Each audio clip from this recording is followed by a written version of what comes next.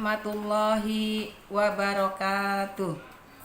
Alhamdulillahirabbil alamin wa bihi nasta'in ala umuri dunya waddin. Wassalatu wassalamu ala asyrafil anbiya'i wal mursalin sayyidina Muhammadin wa ala alihi wa sahbihi ajmain. Amma ba'du.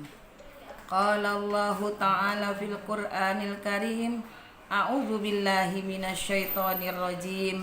Bismillahirrahmanirrahim. Ya ayyuhan nasu qad ja'akum mau'izatum mir rabbikum wa syifaa'u lima fi suduri wa hudaw wa rahmatul lil mu'minin. Shadaqallahul azim. Hai manusia, sesungguhnya telah datang kepadamu pelajaran dari Tuhanmu dan penyembuh bagi penyakit-penyakit yang berada dalam dada, dan petunjuk serta rahmat bagi orang-orang yang beriman. Al-Quran dan hadis adalah sumber pedoman hidup. Dari sumber hukum dan ajaran Islam tidak dapat dipisahkan satu sama lain. Al-Quran adalah sumber pertama dan utama yang mengandung banyak ajaran umum. Oleh karena itu, Al-Quran juga didampingi oleh sumber yang kedua, yaitu hadis. Sebagai sumber ajaran kedua dapat menjelaskan keumuman dari Al-Quran itu sendiri. Fungsi tersebut adalah antara lain menjelaskan isi dan menerapkan metode pengajaran dan masih bersifat luas bagi manusia. Sebagai pedoman hidup, Al-Quran adalah pedoman bagi seluruh umat manusia. Untuk kaum muslimin, membaca Al-Quran menjadi salah satu ibadah wajib. Apa sajakah manfaat membaca Al-Quran itu? Berikut ini 10 manfaat yang membuat membaca Al-Quran yang Anda perlu ketahui. 1. Memperoleh pahala dari Allah Subhanahu wa taala. Rasulullah sallallahu alaihi wasallam pernah bersabda mengenai pahala yang diperoleh dari kegiatan membaca Al-Qur'an ini, yakni Allah berfirman, barang siapa yang menyibukkan membaca Al-Qur'an sehingga lupa untuk berdoa dan memohon kepadaku, aku memberinya pahala yang lebih utama daripada pahala orang-orang yang bersyukur. Hadis riwayat At-Tirmidzi. Yang kedua, diselamatkan saat hari penghisaban akhirat. Berdasarkan sabda Rasulullah SAW bahwa seseorang yang selalu membaca Al-Quran dengan mengharapkan ridha Allah Subhanahu wa taala, maka kelak saat nanti di hari kiamat akan diselamatkan dari hari penghisaban. Yang ketiga, menjadi keluarga dan kepercayaan Allah Subhanahu wa taala. Berdasarkan hadis Rasulullah SAW yang berkata, ahli Al-Quran adalah keluarga dari kepercayaan Allah Subhanahu wa taala. Yang keempat, menjadi obat terbaik saat sakit. Membaca kitab suci Al-Quran membuat perasaan hati menjadi tenang, pikiran kita menjadi tenteram. Yang kelima, rumah diberkahi oleh Allah Subhanahu wa taala.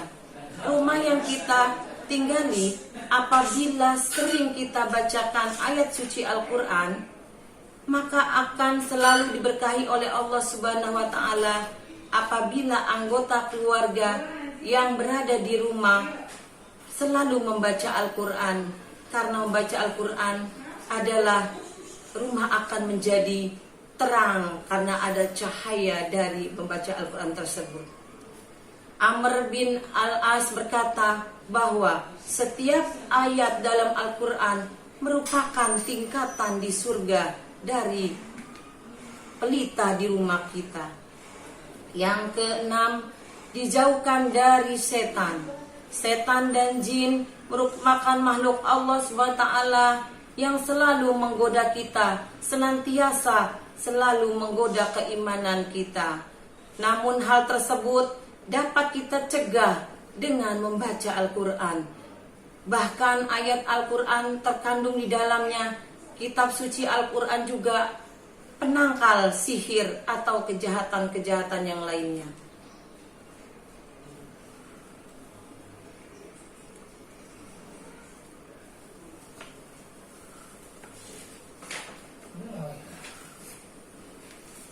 Berikutnya yang ketujuh, senantiasa mendapatkan perlindungan dari Allah Subhanahu wa Ta'ala. Manfaat dari membaca kitab suci Al-Quran selanjutnya adalah kita sebagai makhluk Allah akan selalu memperoleh perlindungan darinya. Yang kedelapan, dengan membaca Al-Quran membuat hati menjadi tenang. Supaya perasaan menjadi tenang, ada baiknya kita selalu membaca kitab suci Al-Quran sehingga hati ini menjadi tentram. Yang kesembilan, berisi ilmu pengetahuan. Ilmu pengetahuan yang berkembang pada zaman dahulu dan zaman sekarang, semuanya telah dituliskan oleh Allah Subhanahu wa Ta'ala melalui kitab suci Al-Quran. Ibnu Mas'ud berkata, jika kalian menginginkan ilmu pengetahuan, kaji dan pahami Al-Quran, karena di dalamnya terdapat pengetahuan orang-orang dari generasi dahulu dan generasi yang akan datang. Yang terakhir, yang ke-10, dikabulkan doa kita. Doa-doa yang sering kita minta kepada Allah Subhanahu wa Ta'ala pasti ada yang dikabulkan dan ada yang tidak. Mengapa? Karena memang tidak semua yang kita minta kepadanya akan dikabulkan. Terkadang Allah Subhanahu wa Ta'ala memang menghancurkan rencanamu supaya rencana yang telah kamu buat itu tidak menghancurkan di kemudian hari.